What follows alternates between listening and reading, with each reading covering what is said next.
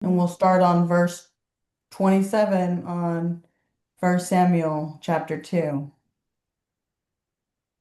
First Samuel chapter 2, verse what?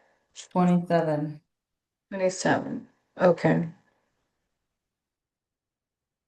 Okay, so before we get into that, I want to go and look at verse 24 real quick because we need to have this mindset before we get into verse 27. So if Angie, if you can read verse 24 to us real quick Okay. before we get into 27. Okay. So, no, my sons, the report I hear spreading among the Lord's people is not good. Is that what you're saying? Can Yeah, you it hear says me? no my Oh, sons. Yeah. So this is his dad or their dad talking to them right now. This is the hmm. rebuke he's giving them. And he's just letting them know for, what you're doing is not good. And you're making the Lord's people disobey him or go out of alignment, sin. You're making the Lord's people do these things because of your actions, your thoughts, and everything. It's interfering with everybody. And there was no consequence to this, right? He didn't say, you're no longer welcomed here. He didn't throw them out. He just said, it is not a good report. That's all he said. So because of that, because of his little mild rebuke, his little tap on the hand he gave his sons, there's consequences to that. Because now he's not doing anything for God. Now he's putting his kids before God. So now if we go to 27, now we're going to start seeing stuff. And the title is Prophecy Against the House of Eli. So we're about to have prophecy revealed to us or to the house of Eli. We're about to see something here. So, verse 27. Now a man of God came to Eli and said to him, okay, y'all notice this. A man of God came. He came out of nowhere. We don't know where he came from because Eli is in Shiloh right now, where the tabernacle is. So this man came from another place. We don't know where he came from, but we see people come to like the prophets or when something's about to happen, somebody's always coming. When somebody's coming, it's usually an angel that's coming. An angel comes to either give us a warning or to give us a message from God Himself. So now a man of God came to Eli and said to him, this is what the Lord says. So he's about to give him prophecy. He's about to show him what God is telling him. Did I not clearly reveal myself to your ancestors' family when they were in Egypt under Pharaoh? So did I not clearly make myself known to your people? Like I parted the Red Sea. I put curses on the city. I did so many things for your people. I brought them out of the wilderness. I gave them 10 commandments. Did I not reveal this to you, to your people? I brought you out of Egypt, the land of slavery, the land where you were suffering, you were working every day. Did I not bring you out of that? And then he says in verse 28, I chose your ancestors out of all the tribes of Israel. I chose them. I could have chose anybody, but I chose them. Your ancestors, your people who you have a connection with, your generations. I chose them out of all the tribes to be my priest, to be my, as he would, I guess, say, like my sacred person that I give duties to, that I laid things at. Like I revealed things to them. I gave everything to them to go up to my altar, to have the right to kingdom, to be crowned, to burn incense to all their sins. They were free from slavery and to wear an ephod in my presence. And the ephod was like a apron of glory, sacred duties. He's showing him right now, like, I gave you everything. I gave you all of me. I even put you on a pedestal higher than Jesus at the moment.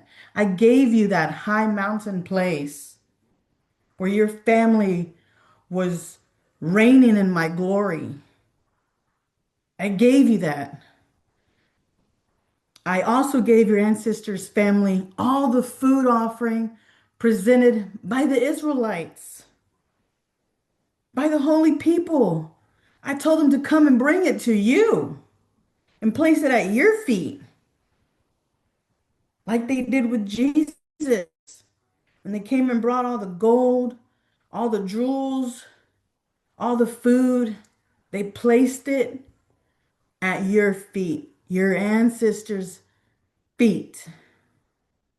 Why do you scorn my sacrifice and offering that I prescribed for my dwelling?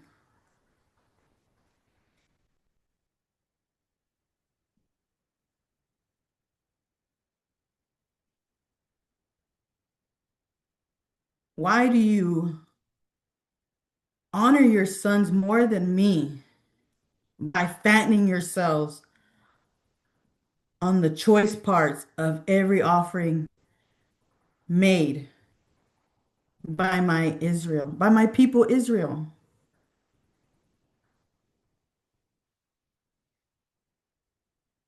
You treat everything that I do with contempt. You disobey me, you dishonor me, all in my dwelling place where I am. You place your sons on pedestals like they're the king instead of me.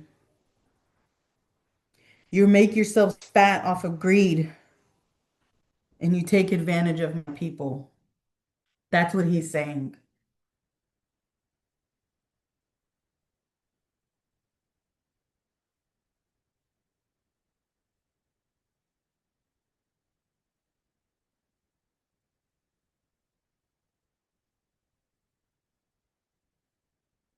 So you allowed the devil in to your heart for greed, for pride, for arrogance. You allowed him in and he took it and he took control of your mind.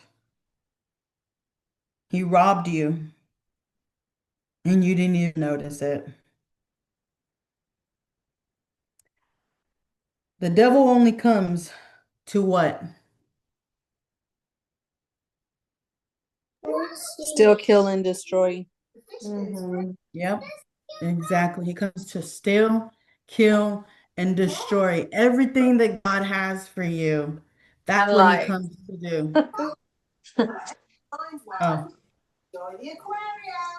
He's also a big fat liar.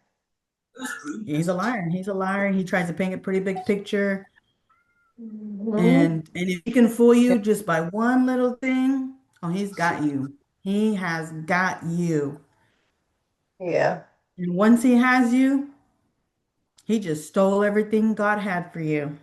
He stole it all. He stole the kingdom right underneath your feet, and you didn't even notice it. He's a manipulator, a liar, a cheater, Yep. everything. Yep. Yep. A snake. Definitely a snake. He slithered his way in and he just Yeah. stole everything from Eli and his family.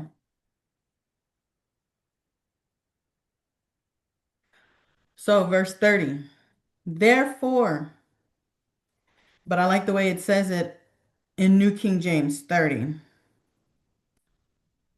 Oh, maybe it wasn't that one. Hold on. Where was it? Maybe the next one. Yeah, it's the next one. Okay, never mind. 30. Therefore, the God of Israel declares. So when we hear the word declare, what does that mean?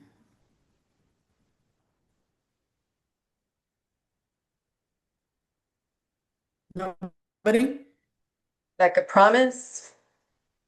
A promise. It is going to be done. Like, so He be it. declares. Yep. He declares, I promise that members of your family would minister before me forever. This is what I promised you. That, that family members that are in your generation would be priests. But now that you went past that line of respect, now that you went out of alignment, now that you spit in my face, now the Lord declares, far be it from me. Can you um Mm. tell me what that means? Like 30 and yeah, like 30. Like, what is he saying? Because I know we read this last week, but I was distracted here and I don't remember some, so like I'll have to go back and read it. 30 we didn't get into. We're reading it now. I know, but like what does he mean? Or you're just reading? He's saying, he's saying, um, but now, far be it from me that this is not going to happen anymore. This is what I had in store for you, but because you Oh. disobey me, because you're disobedient, this is not going to happen. This will never happen. Hmm. Okay. Yeah.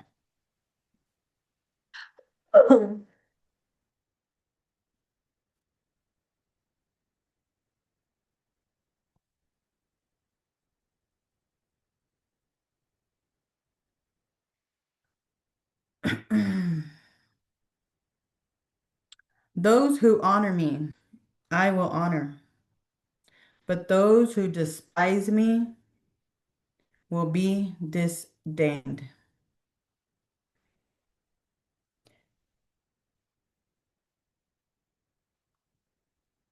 And I want to say I searched the word disdained, but now I don't know where I put it.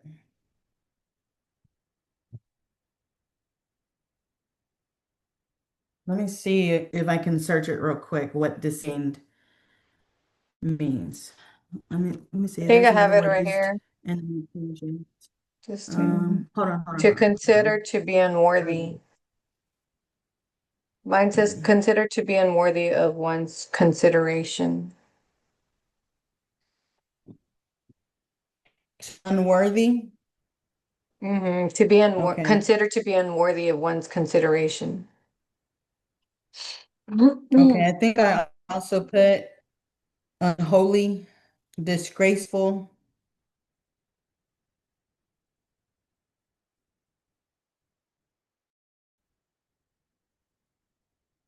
So they're a disgrace now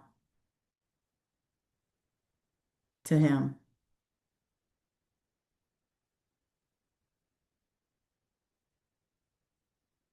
And I also wrote, when we look at this, it reminded me of Job chapter 1, verse 21.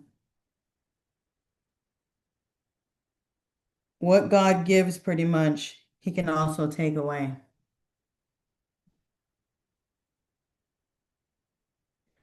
So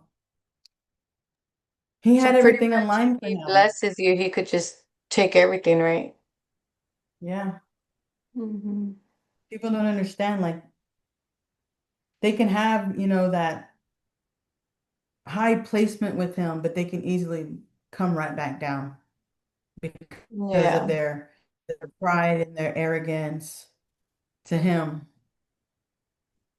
He we can be searches the easily heart. brought down. Huh? And he searches the heart. Yeah. If your heart is not in the right spot anymore, guess what? You're done. Girl, bye. You're out of there. Bye bye. Bye bye, But Birdie. that's only because you allowed the devil in. And something so small, like taking food during the offering. I mean, wow. That's like somebody stealing ties, like when people Yeah. steal Yeah. money. Yeah. I think at that point they know they're sinning, but they just think like they're just Well, like, whoa. I, I think he thought he was okay. Like it was okay to do what he was doing, but he knew you were a priest. You should have known these things. You should have allowed the meat to boil all the way before just grabbing whatever you wanted. You know these things. This is how you do your sacrifices every year. You're doing it. You're going against him every year. They know these things, yet they still do them.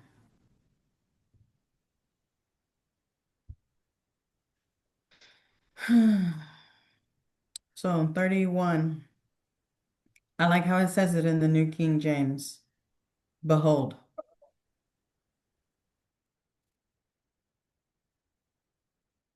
the days are coming that I will cut off your arm and the arm of your father's house, so that there will be no,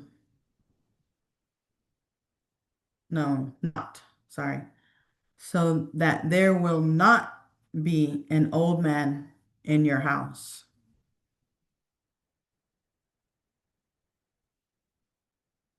I'm going to read it in the NIV. The time is coming when I will cut your strength and the strength of your priestly house, so that no one in it will reach old age. What is Priestley House?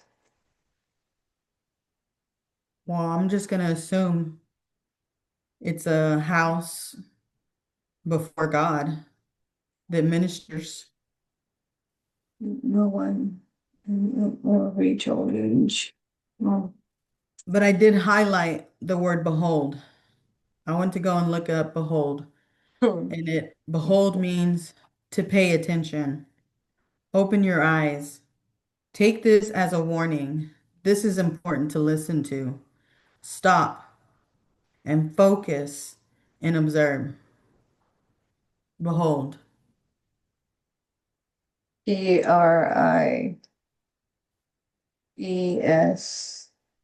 Let's just see. The P days R are I coming. S Prie Prie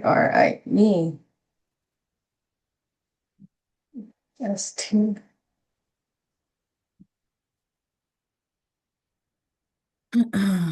So he wants you to pay attention to this message. Anyone who feels like they've got it all figured out, they don't need God's help anymore. They're prideful. They become arrogant. Behold, pay attention. Stop and focus and observe what I'm about to say here. This is important. This is a warning. This is a warning to you. The days are coming that I will cut off your arm in the arm of your father's house, so that there will not be an old man in your house.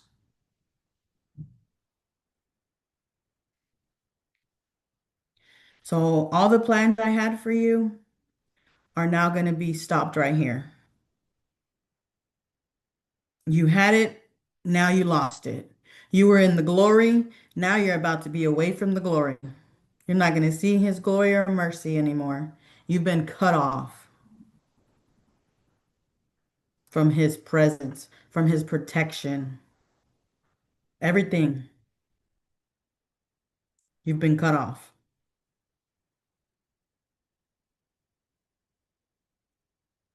and you will see distress in my dwelling. What is distress? You will see physical suffering.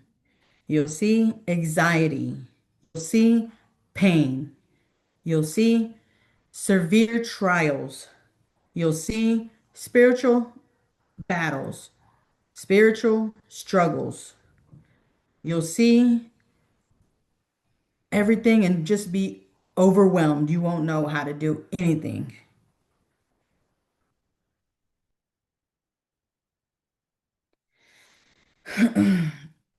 He will no longer give you peace. He'll no longer give you understanding, comfort, victory, a wing to be under for protection. He's not going to give it to you. You'll come and knock, he's not going to answer.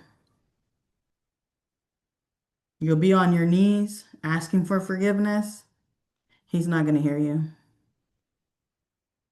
because you have gone so far in disobedience. Although good will be done to Israel, no one in your family line will ever reach old age because of what you done. No one in your family line will be blessed. It's going to be hard for them to try and reach God.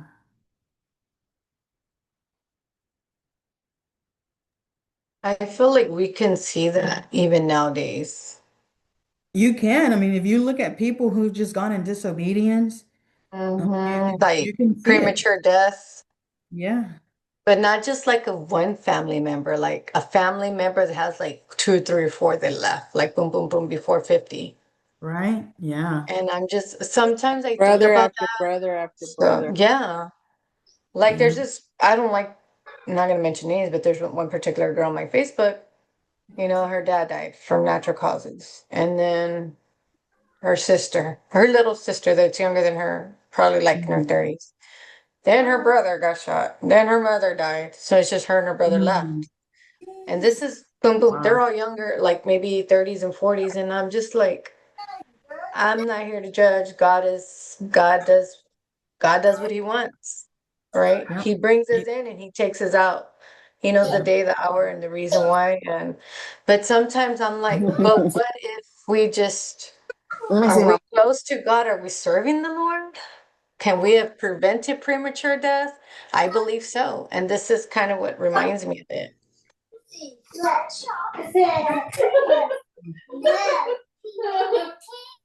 Yeah. Dollar. Somebody else. That was funny. For myself. Did you see me?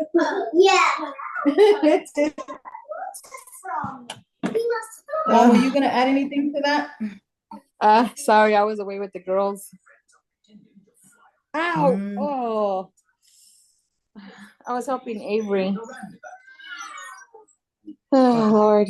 So I didn't really get to hear that last part.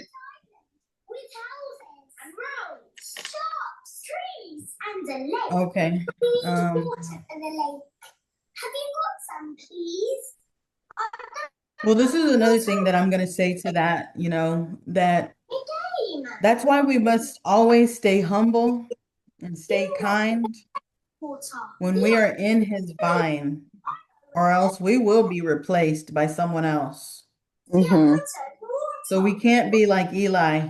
We have to always stay alert.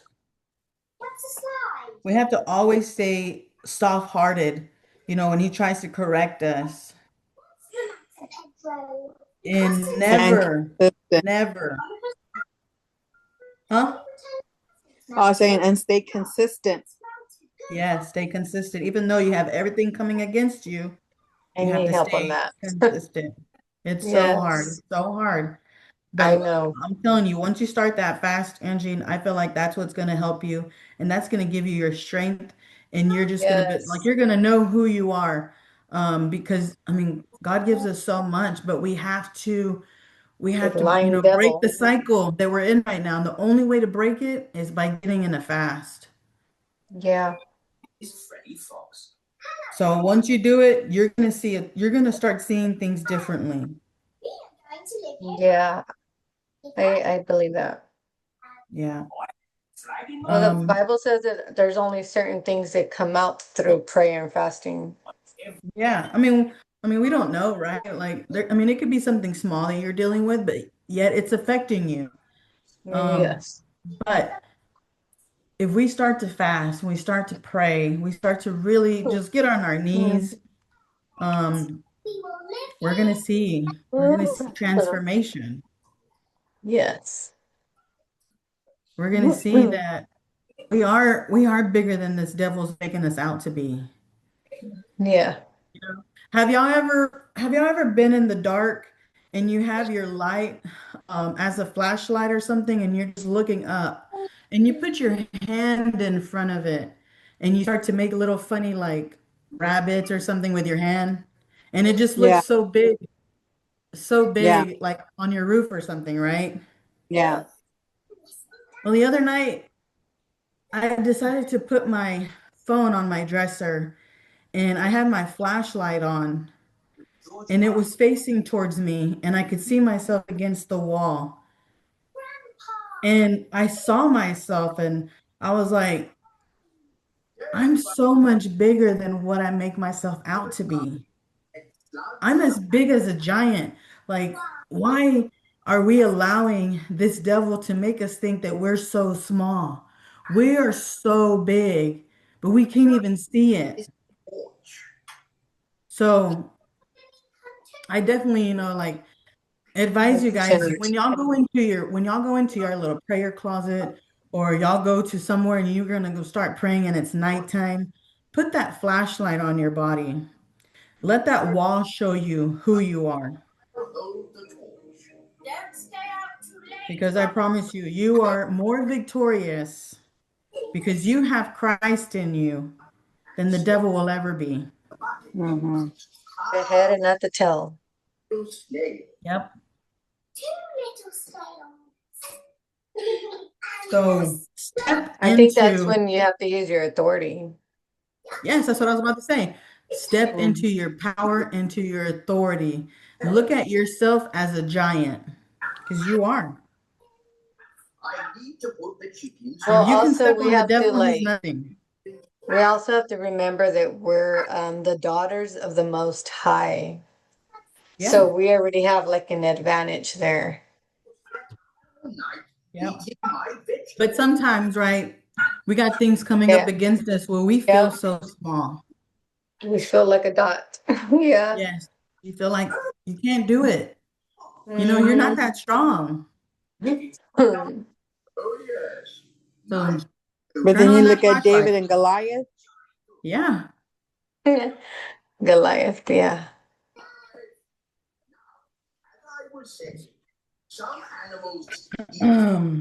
All right. So my last thing was with that one is never, never put anyone else before God. God must always be number one. And we're gonna go and read another spot real quick in um, John. So if y'all want to go to John, y'all can go into John real quick with me. We're gonna go to chapter 15.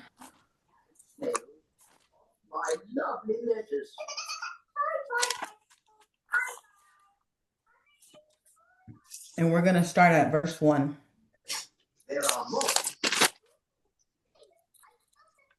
So this is something we need to remember. This is talking about the vine and the branches. This is pretty much what God was just saying, that when you will be cut off. The branch Oof, will be cut off.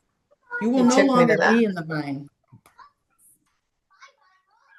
So I'm going to start reading it real quick. Are y'all all there? No, hold Yeah. on. Okay, I'll wait for Angie. Angie, just let me know when you're there. Okay. 15:1. Okay, I'm there. The verse 1. We're going to start at verse 1. Okay. And we're reading from the NIV. Okay. All right. I am the true vine. So this is Jesus talking. I am the true vine, and my Father is the gardener. He's the one who's going to be plucking out everything. He cuts off every branch in me that bears no fruit, while every branch that does bear fruit, he prunes so that it will be even more fruitful. You are already clean because of the word I have spoken to you. Remain in me as I also remain in you. So let's read that one more time. Remain in me, Jesus. Remain in Jesus, and I will remain in you still. No branch can bear fruit by itself. So you can't do everything by yourself. Only Jesus can help you do anything. And sometimes we do lose focus in that. We need to remember He's the one, He's the key to get us where we need to be. It must remain in the vine. Neither can you bear fruit unless you remain in me. So you can't have everything. You know, like I couldn't have this house if I wasn't in him. Iggy's packing a big bag for the holiday. Wow, that's But Or because your I new am car. in him, Are you sure we or my car, anything, the money in my bank account, I wouldn't be able to have anything. I wouldn't be able to, contribute um, a tithing to my church if it wasn't for him. So we have to always stay in him. I am the vine. You are the branches. If you remain in me and I in you, you will bear much fruit. Mm. So you'll have all the favor. Right there, Mama. You'll get all my blessings. You'll get my protection.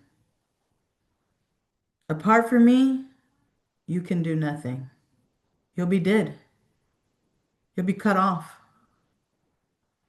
If you do not remain in me, you are like a branch that is thrown away and withered. Such branches are picked up, thrown into the fire, and burned. And unfortunately, that's what happened with Eli and his sons. They were cut off, thrown away, and withered.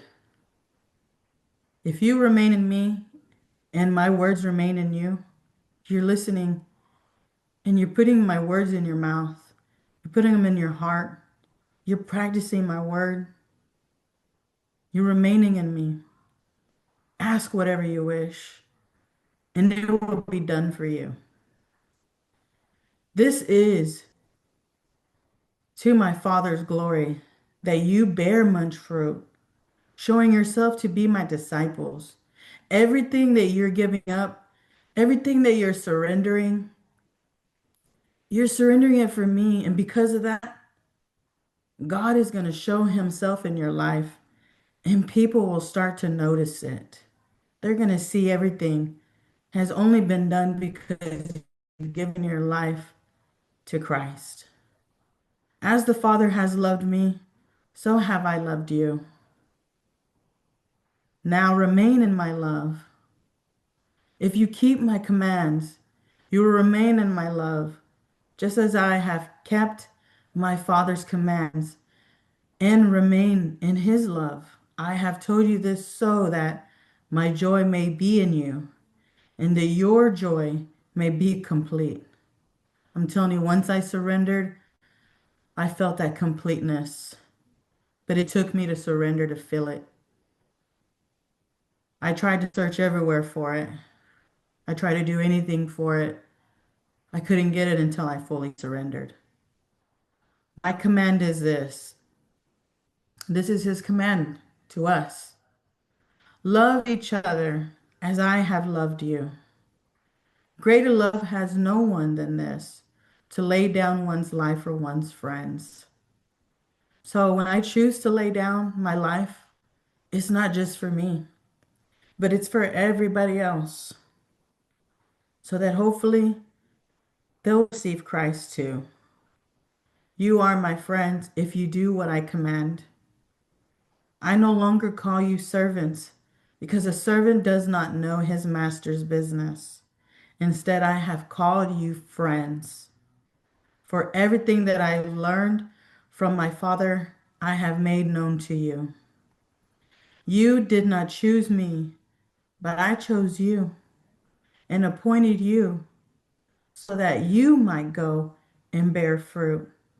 And that's how I felt. That's exactly how I felt. I didn't choose him, but because he chose me, I know whatever that I have coming to me is only going to be for his glory. Fruit that will last. Because it's not going to be my fruit, it's going to be his fruit, and only he will last. And so that whatever you ask in my name, the Father will give you. This is my command, to love each other. That's it. That's all we have to do, to stay within his vine. In that other verse, like it says, love covers a multitude of sins. So if we can stay within love, we can stay within kindness and compassion for his people, we'll stay within the vine. But if we lose focus, one little ounce of focus, the devil will take over Um, and steal everything.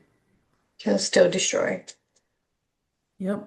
All our destiny, the plan that he had for us, why he chose us.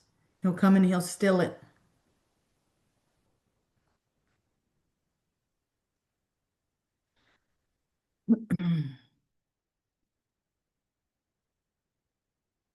All right, let's go back. 1 Samuel chapter 2,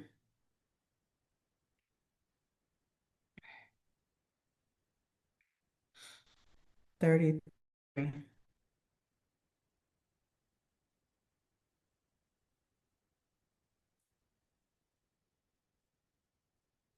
So I did have a question that I wrote down here.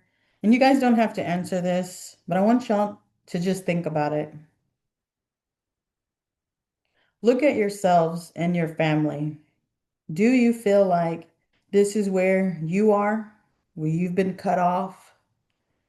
Maybe you've been the reason why your family has hit a wall. Do you want that to stop? This is your chance to stop it before you have no control anymore. You have to repent. You have to ask God for forgiveness. Even us right now, we have to ask for forgiveness every day for sins we may have not even known we committed, but we have to ask for forgiveness. And we have to surrender. We want blessings on our life. We want favor on our life. We want to have protection over our life. We want to be healed from everything. We have to get into surrenderance to Jesus. So look at yourself and look at your family line. Does it look like Eli's family? And if it does, what are you going to do to change it? Don't wait until you reach your deathbed where you no longer have strength. You no longer can see.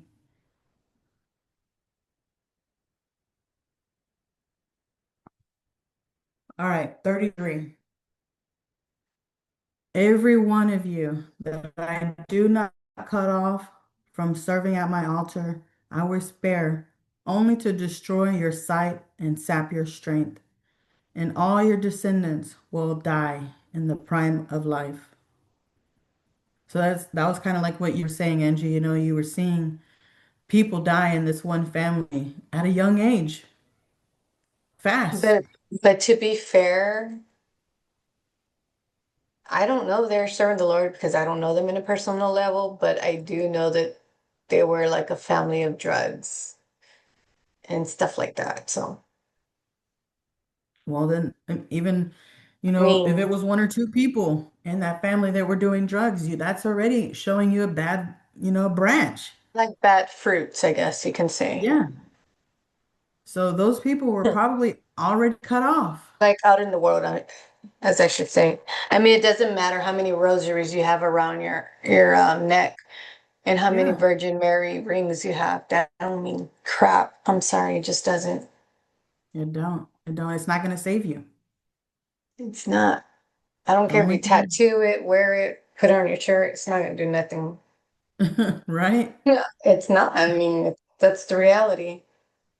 Like, I don't know why you go waste your money on that. It's not doing anything. I know, but people are so blind. They're so Yeah, deceived they by the are. devil. The reason why they're blind is because they're not reading. They are not reading. You're right. Because if they were, they would see. They Exactly. don't have to do all that. Yeah, like that song. Once I was blind and now I can see. And what happens? How can you see? Is when you read. There's Yeah. your answer. Because the Bible tells you how to live your life. Yes. Yep. And there's no one that can come to the Father except Jesus Christ. That's it. Nobody else can go to speak up for you, Mm. to have your back. Only Jesus can. It don't matter how many times you tell your priest something. You think he's going to go up there and defend you? He can't even defend Heck himself. no. He's over there sinning himself. He's the devil.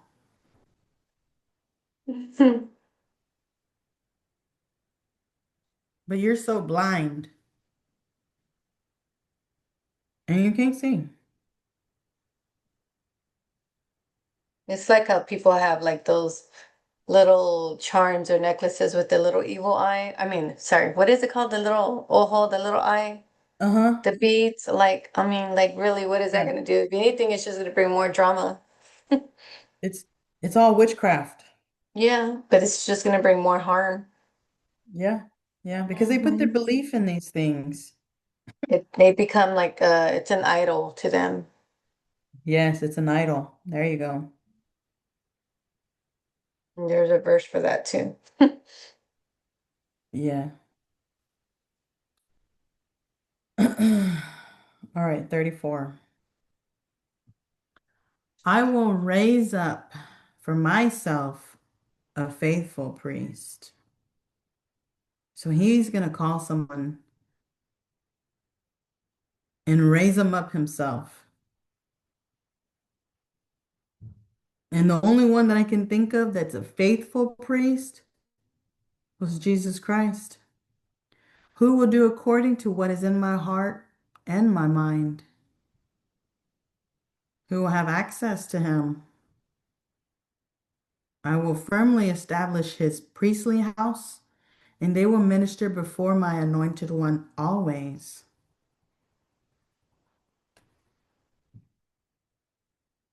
Always and forever.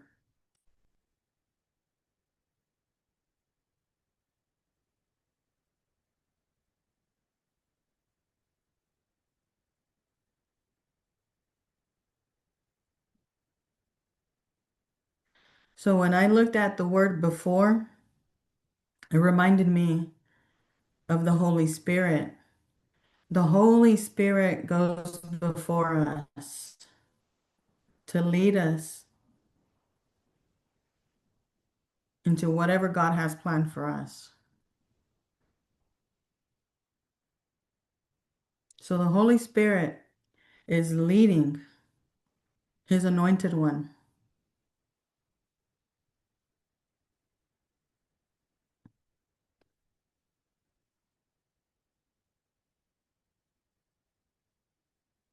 And then 36.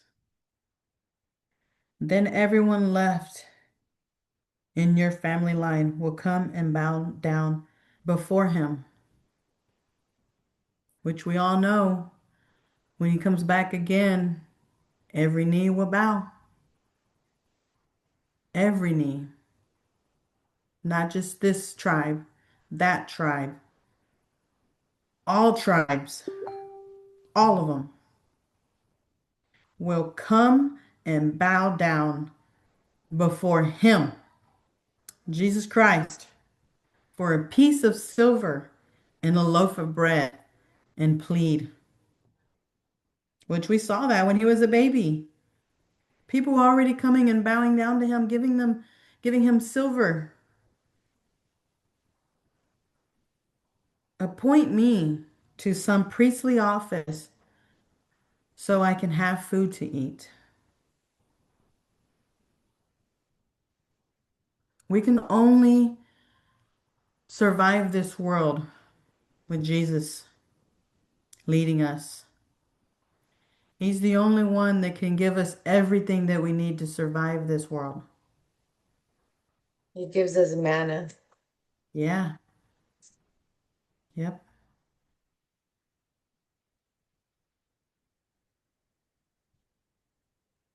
So we can't forget that. Everything that we have in our life is because of him. Yeah. Everything good we have in our life, it's because of him. Nothing else. Down The to devil earth. couldn't get it for Yeah. us. The devil's not going to have our back. Yeah. I only survived that past life because of Jesus himself. He was fighting for me. And for because prayers. Yes. I mean, prayers, gosh. Your Prayers are mom. so powerful, you know. Hmm. God didn't give up on me. I was chose for a reason, and so are y'all. There's a reason why you're still here.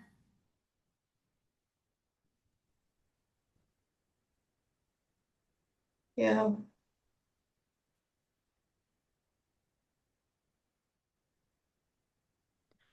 So we have to run after him.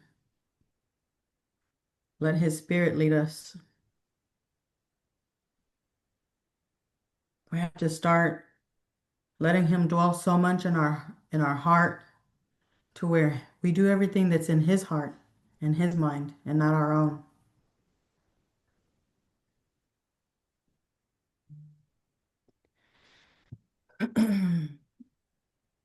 Mhm.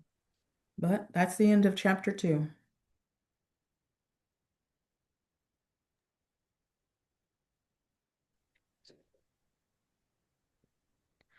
Did y'all have any questions over anything?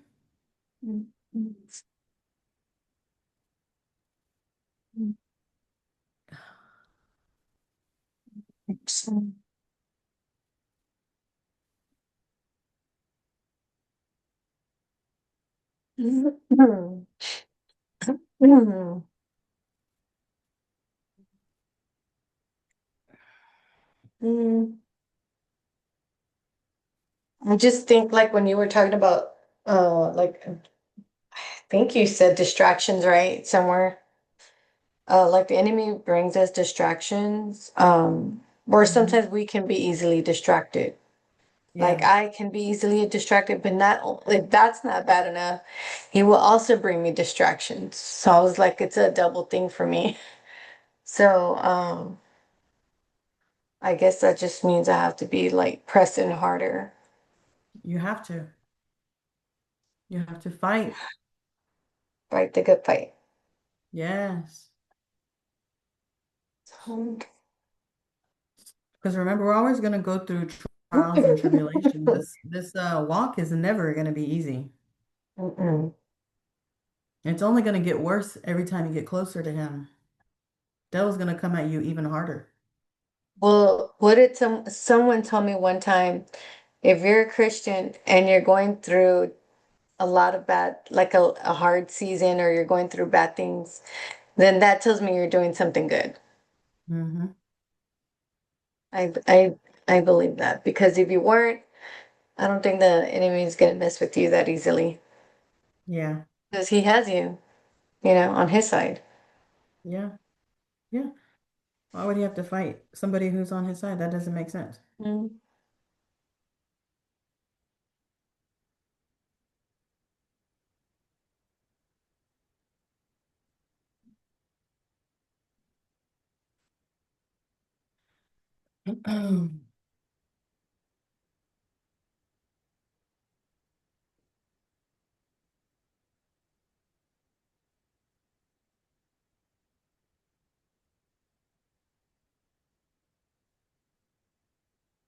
So it's a blessing to be in old age. Mm-hmm. Yes, it is.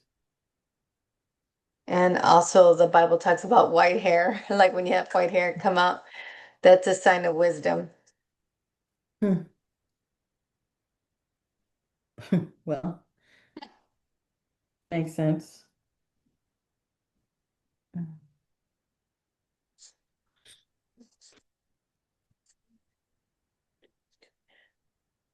It's for you that I did not cut off and burden myself.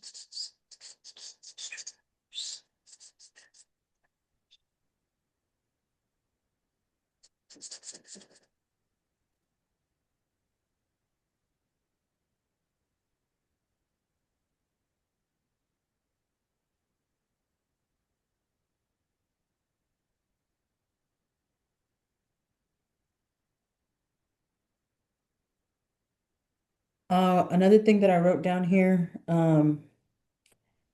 when you see how Eli and his sons were cut off, like they're about to be cut off, this is their warning right here. And like you were just saying, Angie, you're gonna have to fight your way through. So when you're in this mindset, think about your kids and where they are going. Is this where you want them? No. Is this what it will take for you? Or no, I said, what is it going to take for you to wake up? You know, because not everybody's woken up yet. But, what is Stay it going woke. to take for them to wake up? Is it really going to take for them to be cut off? To not be in his presence anymore, to not see his protection? Is it going to take your kids dying in order for you to wake up? What is it going Yeah. to take? You know? So you really have to start thinking if you have kids, think about your kids. Do you want them to die because of your choices? Or are you going to fight for them? Are you going to go against every everything that you've got going in your mind right now, trying to keep you attached to your flesh? Are you gonna keep that same mindset, or are you gonna actually try and go above that and get into your spirit and be led by the spirit? Which way and direction are you wanting to take your kids with you? Is they're gonna follow you. Unfortunately, they can't survive on their own. Yeah. So you really have to start thinking, is this where I want my kids to go? Because that's what I had to start to do. I had to start to think about my daughter when I was having Mhm. those dreams. I was fearing where I was going, and then I was fearing Mhm. where my daughter was going to end up going. He was really starting to put fear in me. Did I He was want trying to that wake you same up. life? Yeah. Did I want that same life for my kid? Did I want her to feel what I was seeing? Ooh, excuse me, sorry. So yeah, he really woke me up. You're woke. Yeah. For real. He woke me up real good. I'm awake. You're awake. I'm wide awake. Yeah. Well, I guess he lets us go through trials, so not only to wake up, but to make us stronger, like Yeah. James 1:2 says, to build up your perseverance. Yeah.